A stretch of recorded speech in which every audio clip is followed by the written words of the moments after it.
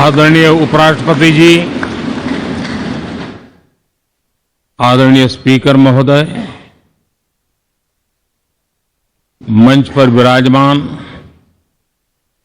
सभी वरिष्ठ महानुभाव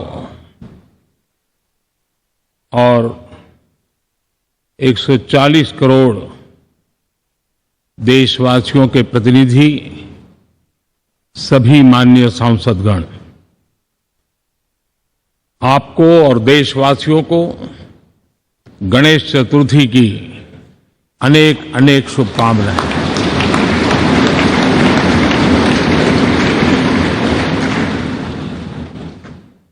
आज नए संसद भवन में हम सब मिलकर के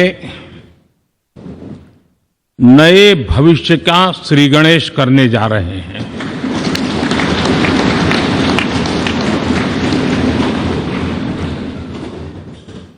आज हम यहां विकसित भारत का संकल्प दोहराना, फिर एक बार संकल्पबद्ध होना और उसको परिपूर्ण करने के लिए जी जान से जुटने के इरादे से नए भवन की तरफ प्रस्थान कर रहे हैं।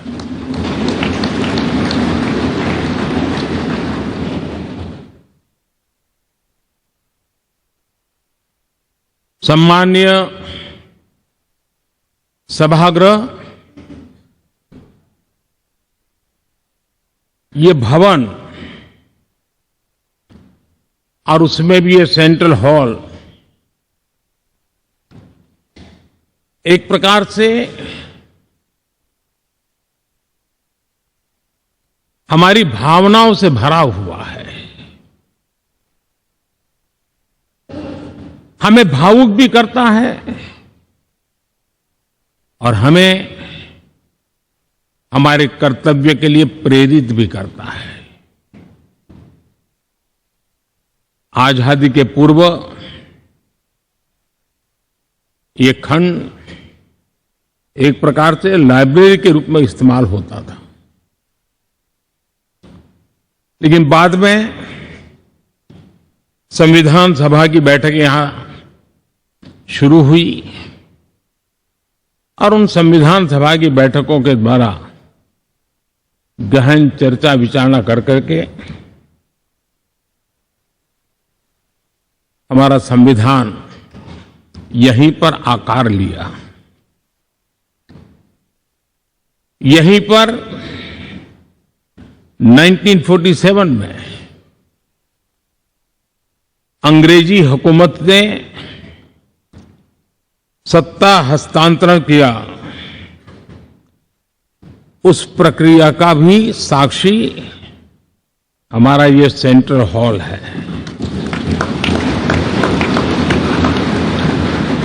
इसी सेंट्रल हॉल में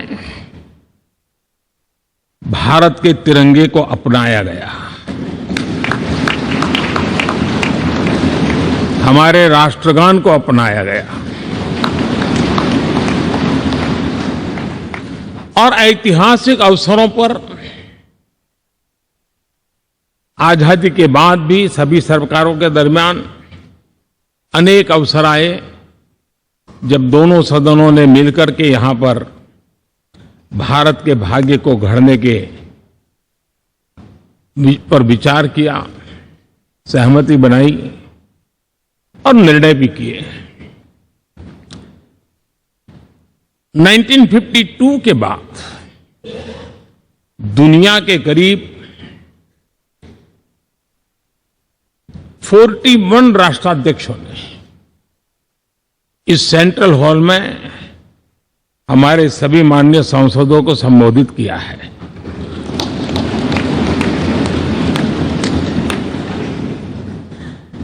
हमारे राष्ट्रपति महोदयों के द्वारा 86 बार यहां संबोधन किया गया है।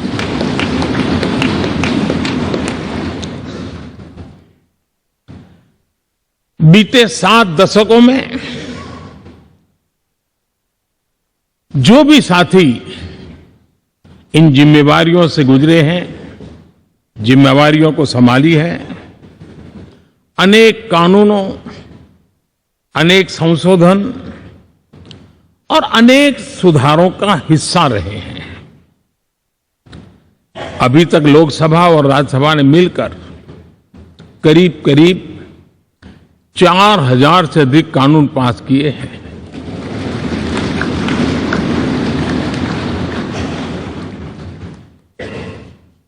और कभी जरूरत पड़ी तो ज्वाइंट सेशन के माध्यम से भी कानून पारित करने की दिशा में रणनीति बनानी पड़ी और उसके तहत भी दहेज रोकथाम कानून हो, बैंकिंग सर्विस कमीशन बिल हो, आतंक से लड़ने के लिए कानून हो, ये संयुक्त सत्र में पास किए गए हैं, इसी गृह में पास किए गए। इसी संसद में मुस्लिम बहन बेटियों को न्याय की जो प्रतीक्षा थी, शाहबानो केस के कारण कुछ गाड़ी उल्टी पार्टी पर चढ़ गई थी, इसी सदन ने हमारी उस गलतियों को ठीक किया और 3 तलाक विरुद्ध कानून हम सब ने मिलकर के पारित किया। संसद ने बीते वर्षों में ट्रांसजेंडर को न्याय देने वाले कानूनों का भी निर्माण किया। इसके माध्यम से हम ट्रांसजेंडर के प्रति सद्भाव और सम्मान के भाव के साथ उनको नौकरी, शिक्षा, स्वास्थ्य, बाकी जो सुविधाएं हैं, एक गरिमा के साथ प्राप्त कर सके, इसकी दिशा में हम आगे बढ़े। हम सभी ने मिलकर हमारे दिव्यांग जनों के लिए भी उनकी जरूरतों को देखते हुए, उनके एस्पिरेशंस को देखते हुए ऐसे कानूनों का निर्माण किया जो उनके लिए उज्जवल भविष्य की गारंटी बन रहे हैं। आर्टिकल 370 हटाने से लेकर वो विषय ऐसा रहा जो शायद ही कोई दशक ऐसा होगा कि चर्चा न हुई हो, चिंता न हुई हो और मांग न हुई हो। आक्रोश भी व्यक्त हुआ, सभागृह में भी हुआ, सभागृह के बाहर भी हुआ, लेकिन हम सबका सौभाग्य है कि हमें सदन में आर्टिकल 370 से मुक्ति पाने का, अलगाववाद, आतंकवाद के खिलाफ लड़ाई लड़ने का एक बड़ा महत्वपूर्ण कदम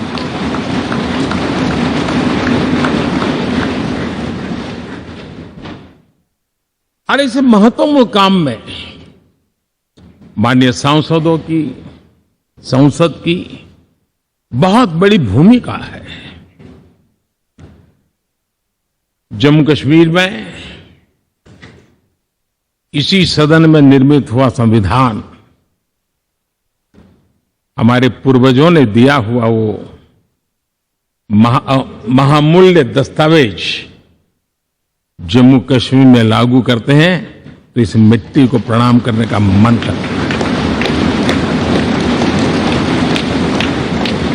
आज जम्मू और कश्मीर शांति और विकास के रास्ते पर चलने के लिए प्रतिबद्ध हुआ है और नए उमंग, नए उत्साह, नए संकल्प के साथ जम्मू कश्मीर के लोग आगे बढ़ने का कोई मौका अब छोड़ना नहीं चाहते हैं। ये दिखाता है कि संसद के सदस्यों ने मिलकर के संसद के भवन में कितने महत्वपूर्ण काम किए हैं।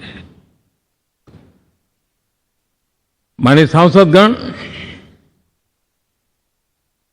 लाल किले से मैंने कहा था यही समय है, सही समय है।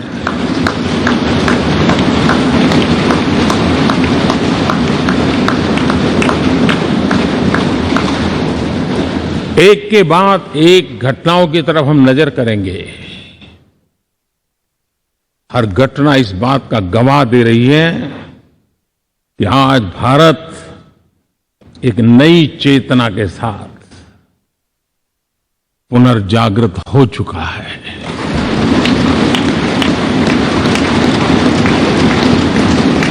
भारत नई ऊर्जा से भर चुका है और यही चेतना, यही ऊर्जा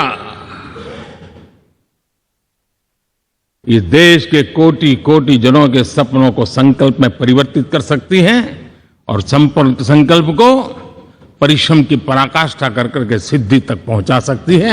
ये हम देख सकते हैं।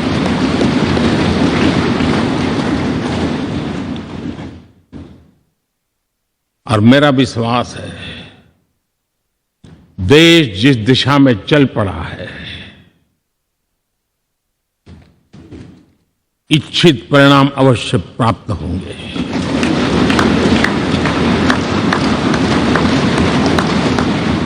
हम गति जितनी तेज करेंगे, परिणाम उतने जल्दी मिलेंगे।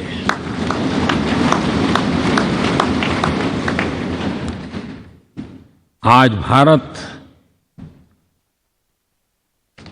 5वीं अर्थव्यवस्था पर पहुंचा है, लेकिन पहले 3 में पहुंचने के संकल्प के साथ बढ़ रहा है।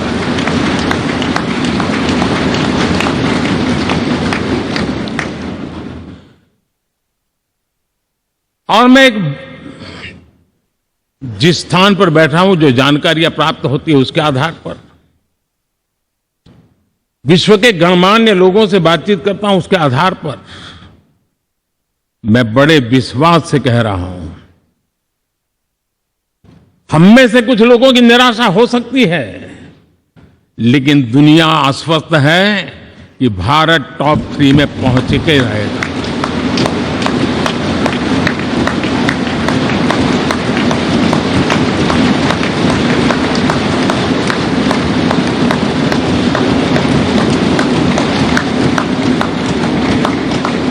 भारत का बैंकिंग सेक्टर आज अपनी मजबूती के कारण से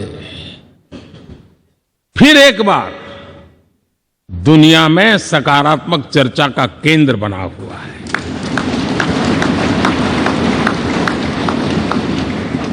भारत का गवर्नेंस का मॉडल, यूपीआई,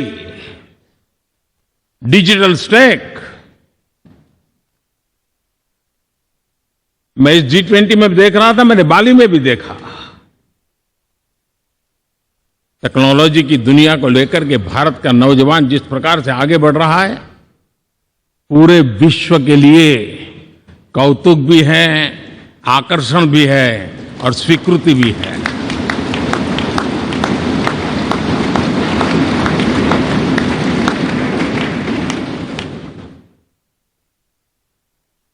हम सब उस ऐसे कालखंड में हैं, मैं कहूंगा हम लोग एक भाग्यवान लोग हैं। ऐसी भाग्यवान समय में हमें कुछ दायित्व निभाने का अवसर आया है और हमारा सबसे बड़ा भाग्य है कि आज इंडियन एस्पिरेशंस उस ऊंचाई पर हैं जो शायद पिछले 1000 साल में नहीं रहे होंगे।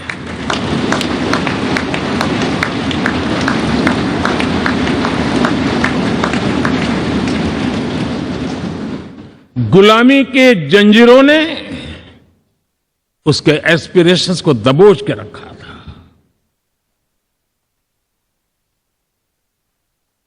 उसकी भावनाओं को तहस नहस कर दिया था। आजाद भारत में अपने सपने संजो रहा था, चुनौतियों से जूझ रहा था, लेकिन मिलकर के आज जहां पहुंचे हैं, अब वहां वो रुकना नहीं चाहता है। वो एस्पिरेशनल सोसाइटी के साथ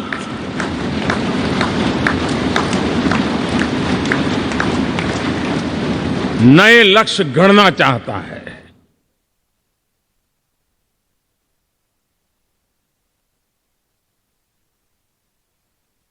जब एस्पिरेशन सोसाइटी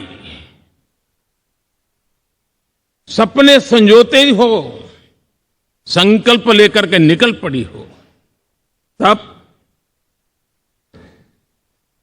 पुराने कानूनों से मुक्ति पाकर नए कानूनों का निर्माण करके उज्जवल भविष्य के लिए एक मार्ग प्रशस्त करने का दायित्व हम सभी सांसदों का सविशेष होता है। संसद में बनने वाला हर कानून, संसद में होने वाली हर चर्चा, संसद से जाने वाला हर संकेत इंडियन एस्पिरेशन को बढ़ावा देने के लिए ही होना चाहिए। ये हम सबकी भावना भी है, कर्तव्य भी है और एक एक देशवासी की हमसे अपेक्षा भी है।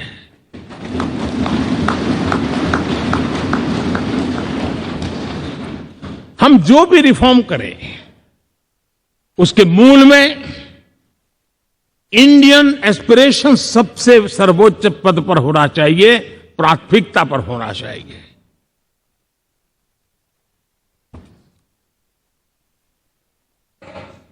लेकिन मैं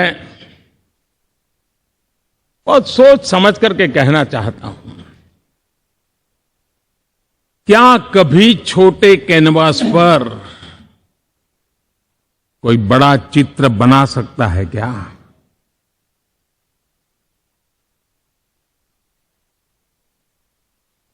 जैसे छोटे कैनवास पर बड़ा चित्र नहीं बन सकता, वैसे हम भी अगर हमारे सोचने के कैनवास को बड़ा नहीं कर सकते तो भव्य भारत का चित्र भी हम नहीं अंकित कर सकते।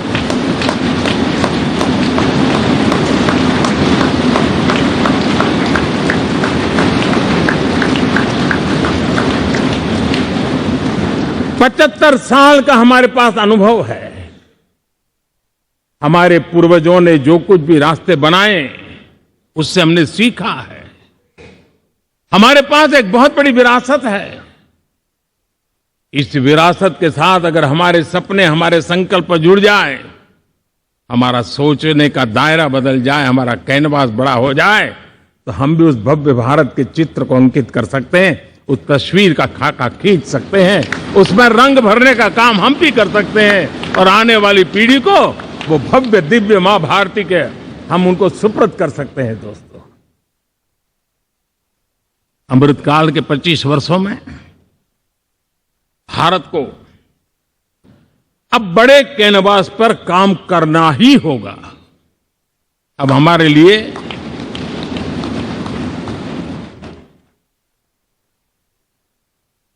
छोटी छोटी चीजों में उलझना वो वक्त चला गया है। हमें आत्मनिर्भर भारत बनाने के लक्ष्य को सबसे पहले परिपूर्ण करना चाहिए और हमसे शुरुआत होती है, हर नागरिक से शुरुआत होती है। और आज दुनिया में भी एक समय ऐसा था कि लोग मुझे कहते थे, हमारे बड़े बड़े बुद्धिजीवी और अर्थशास्त्री लिखते थे कि मोदी आत्मनिर्भर की बात करता है तो मल्टीलेटरिज्म के सामने चुनौती तो बन नहीं जाएगा, ग्लोबल इकोनॉमी के जमाने में ठीक तो नहीं होगा। लेकिन 5 साल के भीतर भीतर देखा, दुनिया भारत के आत्मनिर्भर मॉडल की चर्चा करने लग गई है।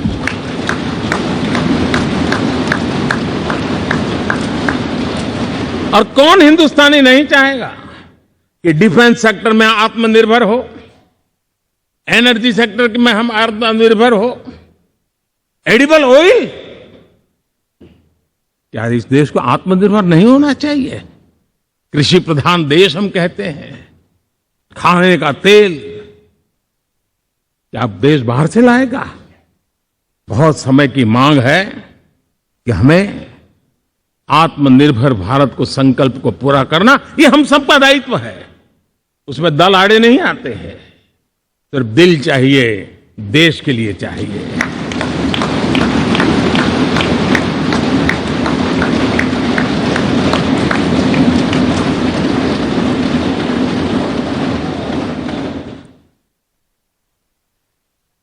हमें अब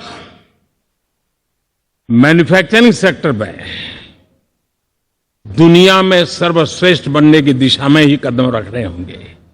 और मैंने एक बार लाल किले से कहा था, जीरो डिफेक्ट जीरो इफेक्ट।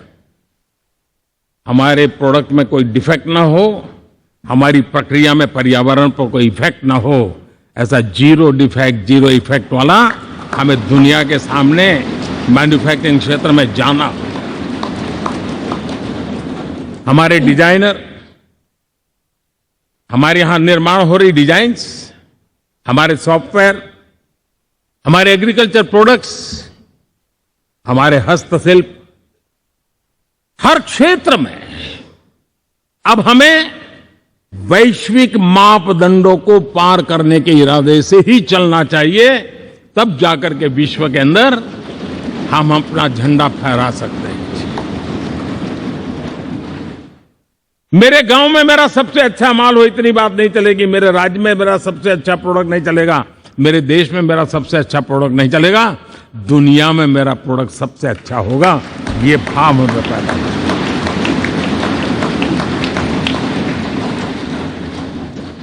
हमारी यूनिवर्सिटीज दुनिया के अंदर टॉप रैंकिंग में आए, अब इसमें हमें पीछे नहीं रहना है। हमारे शिक्षा जगत को नई नेशनल एजुकेशन पॉलिसी मिली है, एक खुलापन है, सर्व स्वीकृत बनी है। उसके सहारे अब हमें चल पड़ना है। और दुनिया के टॉप मोस्ट यूनिवर्सिटीज में अभी जब G20 में विश्व के मेहमान आए तो मैंने नालंदा की एक तस्वीर रखी थी वहां। और जब मैं दुनिया को कहता था 1500 साल पहले मेरे देश में दुनिया की उत्तम से उत्तम यूनिवर्सिटी हुआ करती थी, तो उन सुनते ही रह जाते थे। लेकिन हमें उसे प्रेरणा लेनी है, पर प्राप्त तो अभी करके रहना है। ये हमारा संकल्प होना है। आज हमारे देश का नौजवान खेल जगत के अंदर दुनिया में हमारी पहचान बना रहा है। टियर 2, टियर 3 सिटी से, गांव, गरीब परिवारों से, गांव से देश के नौजवान, देश की बेटे बेटियां आज खेलकूद के जगत जीवन में हमारा नाम रोशन कर रही है। लेकिन देश चाहता है और देश का संकल्प होना चाहिए कि अब खेलकूद के हर पोडियम पे हमारा तिरंगा भी लहराता होगा।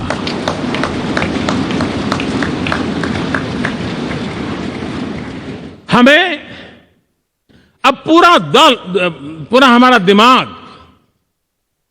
क्वालिटी पर फोकस करना ही होगा, ताकि हम विश्व की आशा अपेक्षाओं के अनुकूल और भारत के सामान्य मानव के जीवन में भी क्वालिटी ऑफ लाइफ के प्रति जो एस्पिरेशन बढ़ा है, उसको हम एड्रेस कर पाए।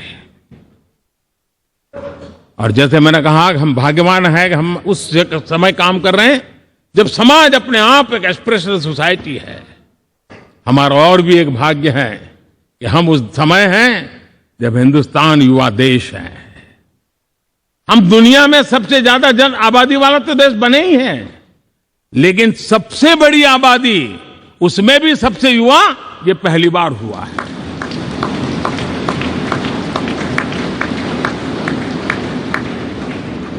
जिस देश के पास ये युवा शक्ति हो, युवा सामर्थ्य हो, तब हमें उसकी टैलेंट पे भरोसा है, हमें उसकी संकल्प शक्ति पे भरोसा है, उसकी साहस में हमें भरोसा है। और इसलिए हम चाहते हैं कि दुनिया में भारत का युवा अग्रिम पंक्ति में नजर आना चाहिए। वो स्थिति पैदा होनी चाहिए। आज पूरी दुनिया को स्किल मैन पावर की बहुत बड़ी जरूरत है और भारत विश्व की इस आवश्यकता की पूर्ति के लिए अपने आप को सज्ज कर सकता है और उन आवश्यकताओं को पूरी कर करके दुनिया में अपनी एक जगह भी बना सकता है। और इसलिए विश्व में उनकी आवश्यकता के लिए किस प्रकार के मैन पावर की जरूरत है, किस प्रकार के उनको ह्यूमन रिसोर्स की जरूरत है, उस स्किल मैपिंग का काम भी चल रहा है। और उस स्किल मैपिंग के अनुसार भारत के अंदर स्किल डेवलपमेंट की तरफ हम बल दे रहे हैं। और जितना ज्यादा हम स्किल डेवलपमेंट पर बल देंगे, भारत के नौजवानों का सामर्थ्य विश्व में अपना डंका बजाने में कोई कमी नहीं रखेगा। और हिंदुस्तानी जहां गया है उसने अच्छाई की छाप छोड़ी है, कुछ कर गुजरने की छाप छोड़ी है। ये सामर्थ्य हमारे अंदर पहले से पड़ा हुआ है। और हमारे पहले जो लोग गए हैं उन्होंने इससे छवि भी बना के रखी हुई है। आपने देखा होगा पिछले दिनों करीब 150 नर्सिंग कॉलेज एक साथ खोलने का निर्णय किया। पूरे दुनिया में बहुत बड़ी रिक्वायरमेंट है नर्सिंग की। हमारी बहन, हमारी बेटियां, हमारे बेटे उस क्षेत्र में दुनिया में पहुंच सकते हैं, आसानी से पहुंच सकते हैं। पूरे विश्व की जरूरत है। और ये तो मानवता का काम है जिसमें हम पीछे नहीं रहेंगे। आज मेडिकल कॉलेजेस का इतना व्यापक रूप से निर्माण, देश की आवश्यकता तो पूरी करनी ही करनी है, दुनिया की आवश्यकताओं में भी योगदान दे सकते हैं। कहने का तात्पर्य यही है, हर छोटी चीज पर बारीकी से ध्यान देते हुए, उस पर अपना ध्यान केंद्रित करते हुए हमें आगे बढ़ना है। हमें भविष्य के लिए सही समय पर सही फैसले भी लेने होते हैं। हम फैसलों को टाल नहीं सकते हैं। हम राजनीतिक लाभ नुकसान के गणा भाग के अंदर अपने आप को बंधित नहीं बना सकते हैं। हमें तो देश के एस्पिरेशन के लिए हिम्मत के साथ नए निर्णय करने होते हैं। आज सोलर पावर के सफल मूवमेंट्स हमारी भावी पीढ़ी के लिए एनर्जी क्राइसिस से मुक्ति की गारंटी दे रहा है। आज मिशन हाइड्रोजन आने वाले दिनों में जो एनवायरमेंट की चिंता है, जो टेक्नोलॉजी में बदलाव आ रहा है, उसके समाधान का रास्ता देने का सामर्थ्य रखती है। आज हमारा सेमीकंडक्टर जिस प्रकार से जीवन चलाने में हमारे हृदय की जरूरत रहती है, वैसे ही आज हमारी टेक्नोलॉजी चिप्स के बिना चल नहीं सकती। और सेमीकंडक्टर उसके लिए बहुत अनिवार्य है। उस दिशा में हम आगे जाकर के इलेक्ट्रॉनिक मैन्युफैक्चरिंग में कोई रुकावट ना आए और जीवन कहीं अटक न जाए, उसलिए एक बहुत बड़ी मात्रा में हम काम कर रहे हैं। जल जीवन मिशन, हर जिले में 75 अमृत सरोवर, हमारी भावी पीढ़ी को, हमारे बच्चे उनको कभी पानी के बिना तरसना न पड़े, इसकी चिंता हम आज कर रहे हैं। विश्व के बाजार में हमारा हर व्यापार कारोबार पहुंचे, कॉम्पिटिटिव ताकत के साथ खड़ा रहे, लॉजिस्टिक सिस्टम को और अधिक कम खर्च वाला बनाना, एफिशिएंट बनाना, उस दिशा में हम बहुत नीतियां लेकर के चल रहे हैं। आज समय की मांग है कि भारत का एक ऐसा भारत का हम निर्माण करें। नॉलेज, इनोवेशन, ये समय की मांग है और दुनिया में हमें अग्रिम पंक्ति में जाने का ये रास्ता भी है।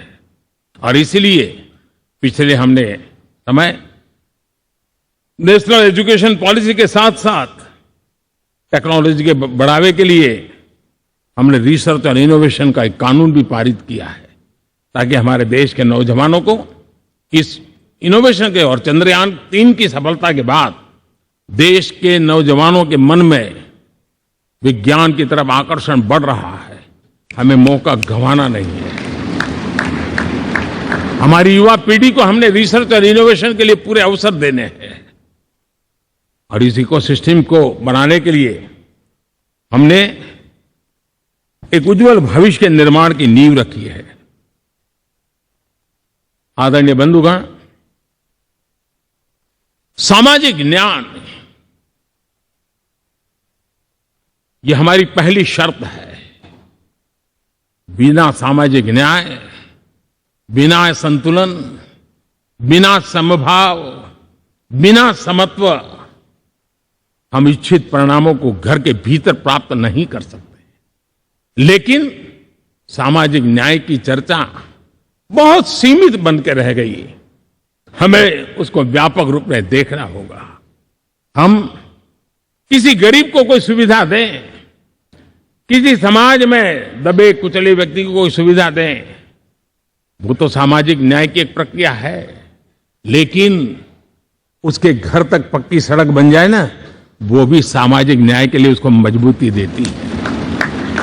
उसके घर के नजदीक में बच्चों के लिए अगर स्कूल खुल जाए तो वो भी उसको सामाजिक न्याय की मजबूती देती है। उसको बिना खर्च अगर आरोग्य में समय की जरूरत पड़े वो मिले, तब जाकर के सामाजिक न्याय की मजबूती मिलती है। और इसलिए जिस प्रकार से समाज व्यवस्था में सामाजिक न्याय जरूरत है, वैसा ही राष्ट्र व्यवस्था में सामाजिक न्याय की आवश्यकता है। अब देश का कोई हिस्सा पीछे रह जाए, अविकसित रह जाए, ये भी सामाजिक न्याय के खिलाफ है। दुर्भाग्य से देश का पूर्वी इलाका, भारत का पूर्वी भाग, जो समृद्धि से भरा हुआ है, लेकिन वहां के नौजवानों को रोजगार के लिए दूसरे इलाके में जाना पड़ रहा है। ये स्थिति हमें बदलनी है। हमारे देश के उस पूर्वी भाव को, इलाका को समृद्ध बना करके सामाजिक न्याय की मजबूती भी हमने देनी है। असंतुलित विकास, शरीर कितना भी स्वस्थ क्यों न हो, लेकिन एक उंगली को भी अगर लकवा मार गया है तो शरीर स्वस्थ नहीं माना जाता है। भारत कितना ही समृद्ध हो, लेकिन कोई अंग उसका दुर्बल रह जाए तो भारत समृद्धि में पीछे है, मानना पड़ेगा। और इसलिए हम सर्वांगीण विकास के पक्ष में, सामाजिक न्याय की उस ऊंचाई को प्राप्त करने के पक्ष में, दिशा में हमें आगे बढ़ना है। चाहे पूर्वी भारत हो, चाहे नॉर्थ ईस्ट हो, हमें उन चीजों को प्राप्त करना। और उसी लिए जो रणनीति कितनी सफल हुई है, 100 एस्पिरेशनल डिस्ट्रिक्ट पर विशेष काम किया, नौजवान अफसरों को लगाया गया, एक स्ट्रेटेजी बनाई गई। आज दुनिया उस मॉडल की चर्चा कर रही है। और आज 100 डिस्ट्रिक्ट, देश के कोने कोने में जो पीछे माने जाते थे, उसको बोझ मान लिया गया था। आज स्थिति ये बनी है कि वो 100 डिस्ट्रिक्ट अपने अपने राज्य में लीड कर रहे हैं, राज्य की एवरेज से भी ऊपर जा रहे हैं। और इस सफलता को देख करके, सामाजिक न्याय की इस भावना को मजबूत करते हुए 100 डिस्ट्रिक्ट में से आगे बढ़ करके अब जमीनी स्तर पर ले जाने के लिए 500 ब्लॉक तक उनको एस्पिरेशनल डिस्ट्रिक्ट ब्लॉक के नाते आइडेंटिफाई करके उसको मजबूती करने देने का काम चल रहा है। और मुझे विश्वास है ये एस्पिरेशनल ब्लॉक्स हैं, वो एक विकास का नया मॉडल बनने वाले हैं। वो एक प्रकार से देश के विकास के एक नए ऊर्जा केंद्र बनने की संभावना रखते हैं। और उस दिशा में भी हम आगे बढ़ रहे हैं।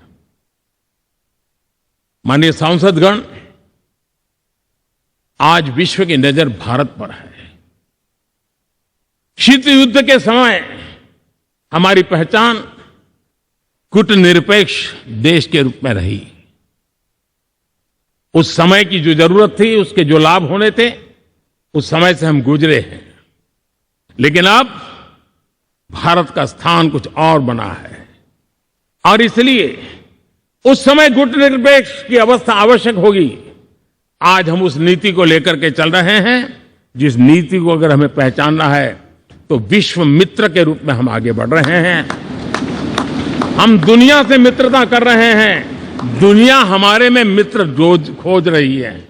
ये शायद विश्व में एक भारत ने और दूरी नहीं, हो सके उतनी निकटता, उस रास्ते पर चल करके भी हम अपने विश्व मित्र के रूप में भाव आज सफलतापूर्वक आगे बढ़ा रहे हैं। और मुझे लगता है कि इसका लाभ आज भारत को हो रहा है। भारत आज दुनिया के लिए एक स्टेबल सप्लाई चेन के रूप में उभर रहा है। और आज विश्व की ये जरूरत है। और उस आवश्यकता की पूर्ति करने का काम G20 में भारत ग्लोबल साउथ के आवाज बनकर के उभरा है। ये बीज G20 समिट में जो बीज बोया गया है, मेरे देशवासी आने वाले समय देखेंगे कि वो ऐसा वटवृक्ष बनने वाला है, ऐसा वटवृक्ष बनने वाला है, विश्वास का ऐसा वटवृक्ष बनने वाला है जिसकी साया में आने वाली पीढ़ियां सदियों तक एक गर्व के साथ अपना सीना तान करके खड़ी रहेगी। ये मुझे विश्वास है।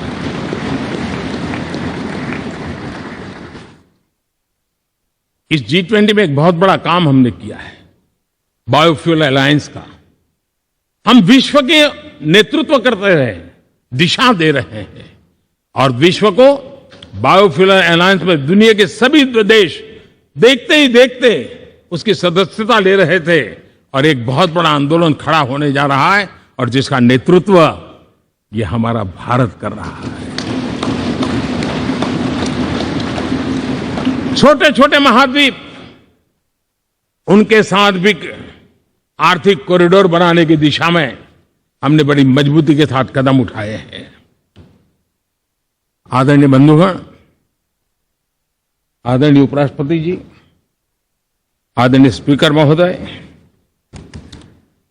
आज हम यहां से विदाई लेकर के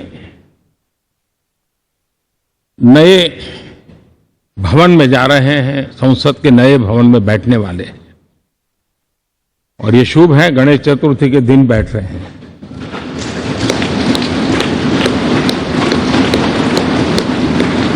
लेकिन मैं एक आप दोनों महानुभावों को एक प्रार्थना कर रहा हूं, एक विचार आपके सामने रख रहा हूं। मैं आशा करता हूं कि आप दोनों मिलकर के उस विचार पर जहां भी जरूरत पड़े मंथन करके कुछ निर्णय अवश्य कीजिए। और मेरी प्रार्थना है, मेरा सुझाव है कि अब हम जब नए सदन में जा रहे हैं तब इसकी गरिमा कभी भी कम नहीं होनी चाहिए।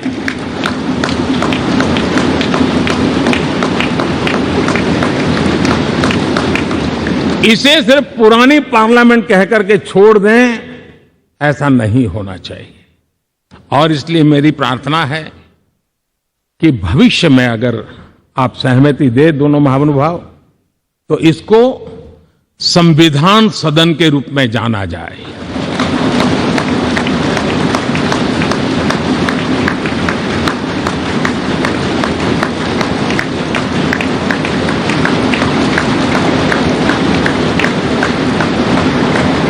ताकि ये हमेशा हमारे के लिए हमारी जीवन प्रेरणा बनी रहेगी। और जब संविधान सदन कहेंगे तब उन महापुरुषों का याद भी उसके साथ जुड़ जाएगी जो कभी संविधान सभा में यहां बैठा करते थे, गणमान्य महापुरुष बैठा करते थे। और इसलिए भावी पीढ़ी को ये तोहफा भी देने का अवसर हमें जाने नहीं देना चाहिए। मैं फिर एक बार इस पवित्र भूमि को प्रणाम करता हूं।